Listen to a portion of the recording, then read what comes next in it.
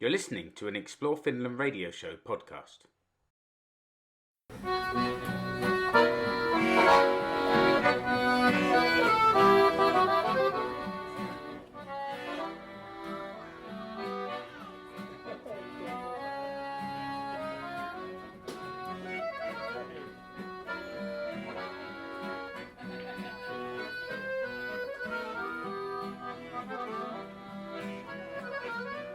So here we are, it's the Wednesday. We found our spot on the temporary stands or bleachers surrounding the fire pit. We're in a small clearing surrounded by tall trees, pine trees.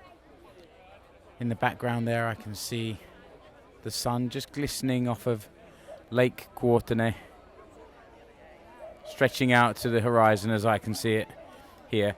And we're just waiting for the Lions Club guys to come out and get this fire started. The stands around me, the bleachers are full, and the area surrounding this the fire pit is full of people as well. Everyone's straining to find a vantage point to see the ceremony and to see the lighting.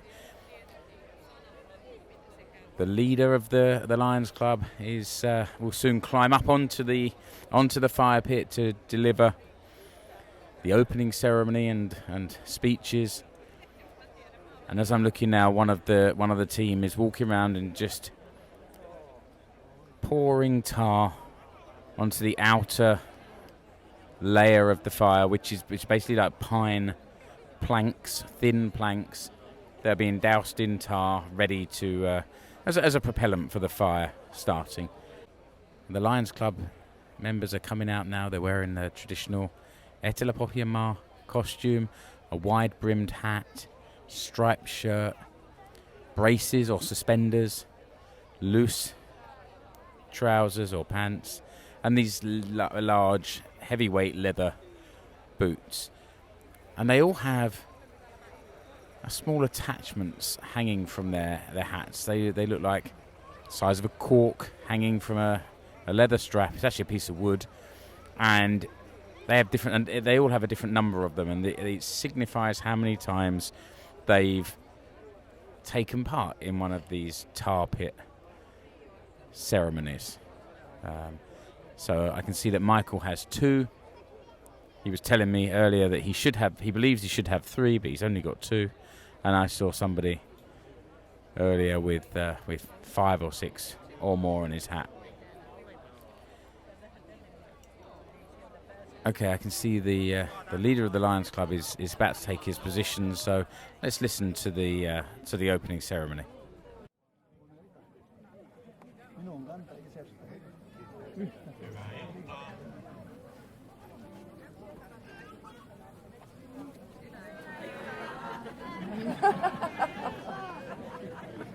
Tämä meni uusiksi. Kohteliaasti yritin sanoa, että hyvää iltaa. Hyvää iltaa. Hyvää iltaa. Näin tämä alkaa.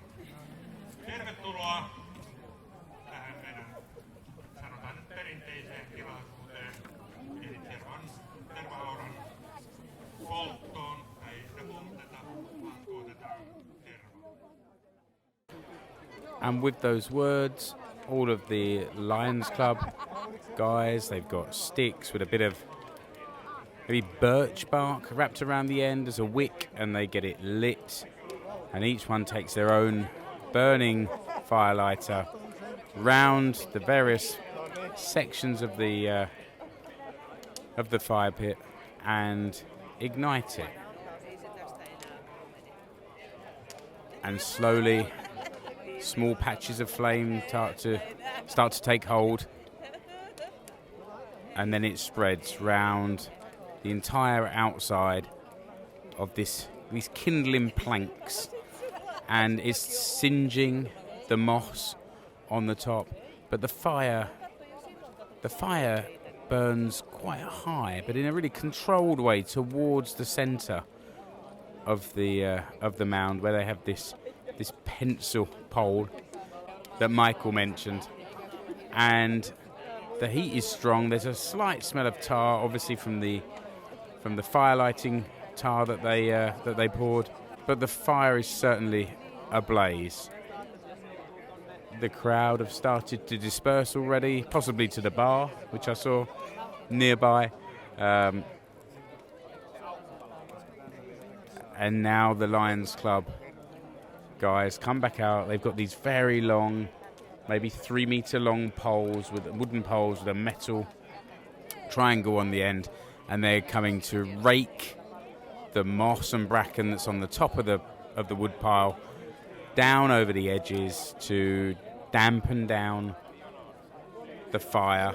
The heat will be kept underneath, as Michael explained, and the wood will start to burn slowly, sweating that resin out that will become the tar that we will come back and see on Friday, and you can see the net results and possibly hear it if you keep listening.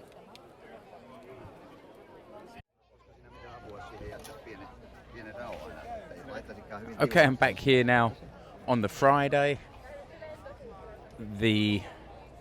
What was a pristine, soon-to-be fire pit on Wednesday is now a burning, smouldering, much depleted in size, but still burning strongly. You can see, looking through the layers of moss, you can still see fire burning underneath, glowing, red hot, and occasionally when the wind takes the oxygen into the fire, little fires break out on the sides. There's a lot of white smoke pouring off the mound, which Michael told us the other day means that it's burning at the right temperature. If it starts going black, then it means the tar is burning, but this at the moment seems all good. The wood is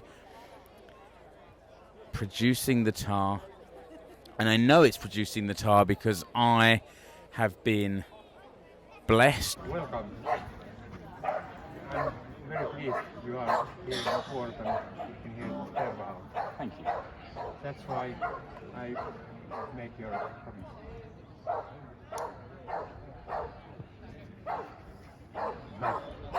It's not so bad. How's it taste? Salty and smoky. I Good. guess how I expected. You're gonna be healthy for the next year now. I hope so. Yes, thank you. I have a tar thumbprint in the middle of my forehead, and I also have the taste of tar on the back of my throat. One of the Lions Club performed a very short ceremony, which you just heard, and which you can see if you go to the blog post to the accompanying video of this. And there was a much shorter ceremony today, just to sort of signify that the tar is ready to be sort of tapped. And then we went round to the side, and many people were queuing up to get the same thumbprint, and a few of them to get a taste of the tar as well.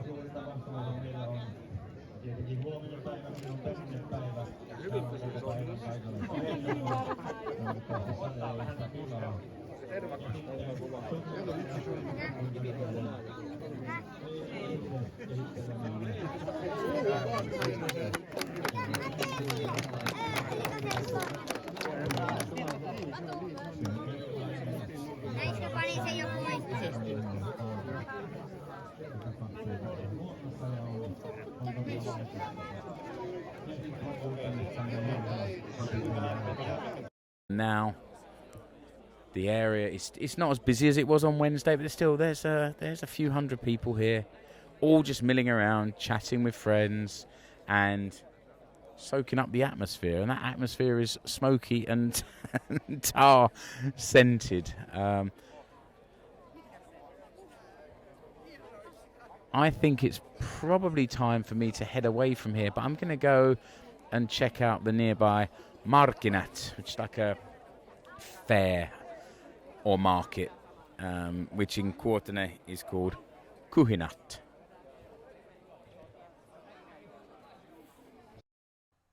You've been listening to the Explore Finland radio show. You can find me online at explorefinlandpodcast.com.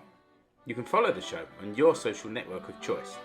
Facebook at Explore Finland Radio Show, Twitter at Explore Finland, Instagram at Mark Wiltshear. See the links in the episode description.